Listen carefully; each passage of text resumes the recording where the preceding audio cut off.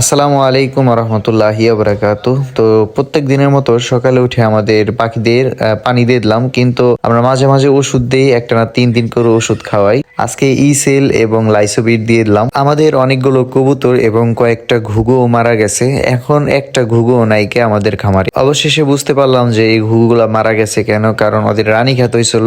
আর সুস্থ থাকে ঘুঘু, দেখা যায় সুস্থ, হঠাৎ করে মারা যায়। আবার হয়তো বার্ড ফ্লু রোগ হতে পারে, কিন্তু ওদের পায়খানা যে আসলে পায়খানা চোনা পায়খানা ছিল, ওই পায়খানার ভিতরে একটা সবুজ সবুজ বর্ণের ছিল, যার জন্য ধারণা করলাম যে ওদের রানী ক্ষেত হয়েছিল। প্রথমে বুঝতে পারি নাই, যাই হোক তারপরে বুঝার পরেও আমরা পাখিগুলো ভালোভাবে সরাইতে পারি নাই, কারণ আলাদা কোনো জায়গা ছিল না, আলাদা কোনো খাঁচা ছিল না। উচিত হলো যখন রানী ক্ষেত বা অন্য অন্য অসুখের আশঙ্কা দেখা যায় বা অসুস্থ পাখিটাকে সরাই দেওয়া, আর বেশি অসুস্থ হয়ে গেলে পরে যেগুলো সুস্থ আছে ওগুলাকে সরাই দেওয়া। আজকে যেহেতু হাটের দিন চলে আসলাম জয়পার হাটে, কিন্তু আজকে বহুত লেট হয়ে গেছে, মানে অনেক দেরি হয়ে গেছে আসতে, যার জন্য পুরাই হাটটা খালি খালি হয়ে রয়েছে। যেহেতু রমজানের দিন, যার জন্য তাও একটু ভিড় রয়েছে, কিন্তু এরকম টাইমে হাটে অতটা ভিড় থাকে না, মানে হাট ভাঙ্গা যায় এই টাইমে। এখানে আমি অনেক পাখির মধ্যে একটা ককাতেলের বাচ্চা দেখলাম। এই বাচ্চাটার দাম 500 টাকা বলছে, একজনে দেয় নাই ভাই, ভাই চাইলো 800 টাকা। আর আমি একটা নতুন প্রজাতির পাখি দেখলাম, মানে এটা আমার কাছে নতুন, আমি এর আগে এই পাখি দেখি নাই। এটা হলো ফিন্স পাখি।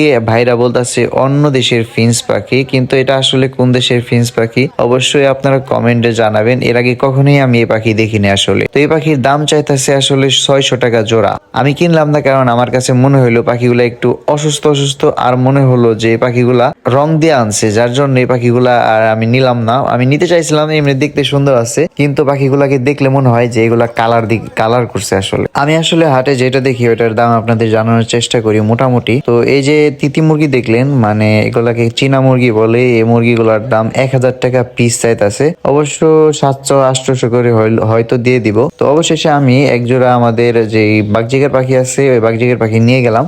আসলে আমার নেওয়ার কথা ছিল একটা ছেলে বাগজিগার পাখি, কিন্তু আমি নিয়ে গেলাম একজোড়া বাগজিগার পাখি। এর সাথে আরেকটা কাজ করে আসছি, আমরা কোয়েল পাখির ডিমের পাইকারির দাম জেনে আসছি। আপাতত কোয়েল পাখির ডিমের পাইকারির দাম হলো 2 টাকা 5 পয়সা। যেহেতু এখন শীত গেছে গা, যার জন্য একটু কম দাম। আসলে এখন যার যার ইচ্ছা আসলে পালা।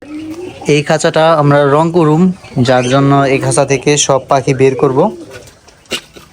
আর এটার ভিতরে যেহেতু আমরা ককাটেল পাখি রাখছি, এখান থেকে এতটুক আলাদা পার্ট করে এখানে অন্য পাখি রাখবো, আর এটুকের ভিতরে ককাটেল রাখবো। আশা করি ওদের জন্য এইটুক জায়গা যথেষ্ট। এই যে দেখেন, মেয়ে ককাটেলটা ওর বাসা থেকে বের হয়েছে, এতক্ষণ বাসার ভিতরে আসলো। তো এখন এটার ভিতরে রাখবো। আর আপাতত ওদেরকে বাগজিগারকে এখানে 2টা হাড়ি লাগায় দুই জোড়া বাগজিগার এটার ভিতরে রাখবো, মানে কলোনির মতো রাখবো। পরবর্তীতে যখন এটা আমাদের রং দেওয়া শেষ হইব, পরবর্তীতে এটার ভিতরে আমরা ইনশাল্লাহ রাখবো। প্রথমে এই খাঁচায় আমাদের টিয়া পাখি রাখছিলাম। টিয়া পাখি রাখার ফলে এই খাঁচার যে সাইড দিয়ে তারগুলো আছে, এগুলো কামড় দিয়ে মানে বড় বড় ফাঁকা বানায় ফেলাইছে, যার জন্য এই ভিতরে ফাঁকা হয়ে রয়েছে। এটার ভিতরে যেহেতু আমরা আমাদের ফিন্স পাখি রাখুন ভাবতেছি 2 জোড়া, তো যার জন্য আর কি এটাকে আমরা সোজা করে দিতেছি। আমাদের 2 জোড়া বাগজিগারের জন্য কলোনির মতো বানানো শেষ।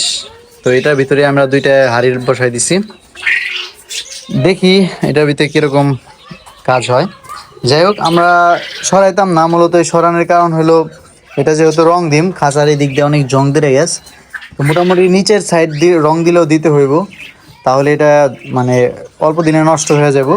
যেমন আমি নিচেরটা রং দিচ্ছি, তেমনই উপরেরটা রং দিতে হইব। আর আমরা আমাদের ফিন্স পাখি রাখছি কোথায় দেখাই, এই যে আমাদের ফিন্স পাখি দেখেন, এখানে মোট 4টা ফিন্স পাখি আছে। তো ফিন্স পাখি 4টা এখানে রাখছি, দেখি ওরা এখানে ভালোভাবে থাকতে পারে কিনা। পরবর্তীতে অবশ্যই ওদের সরাই দিব, আলাদা আলাদা করে দিব, এক জোড়া করে। তো আপাতত এইভাবে রাখতেছে আসলে। তো এখন ওদের 2 জোড়া ধইরা এটার ভিতরে রাখুন। অবশেষে আমাদের পাখি রাখা শেষ। এটা হলো আমাদের বাগজিগার রেইনবো জোড়া, আর যার যার খোপে তারা তারা বসে রয়েছে মাশাআল্লাহ। দেখি এই জায়গায় বাচ্চা ওঠায় কিনা। আর এই যে এই বাগজিগার মেয়েটার পেটে ডিম আমি ধরছি, পরে আমি দেখলাম যে মেয়েটার পেটে ডিম। তো অবশ্য ওই আজকের মধ্যে ডিম পারতো, কিন্তু এখন পারবো কি না আমি সঠিক বলতে পারলাম না। নতুন খাঁচায় যেহেতু রাখছি, আর 2 জোড়া যেহেতু এক জায়গায় রাখছি, এখন সম্ভাবনা আছে কিনা পারার ওটা আমি ঠিক জানি না। আর নিচেও পারা পারে। তো এখন আমাদের বাগজিগার পাখির যে 3টা বাচ্চা বের করছিলাম, এর মধ্য থেকে যে ছোট বাচ্চাটা ওইটাকে দেখি যে বড় বাচ্চা দুইটাই আর কি অসুস্থ করে ফেলবো, যার জন্য আলাদা করে দেবো আর ওদেরকে খাওয়াই দেবো এখন।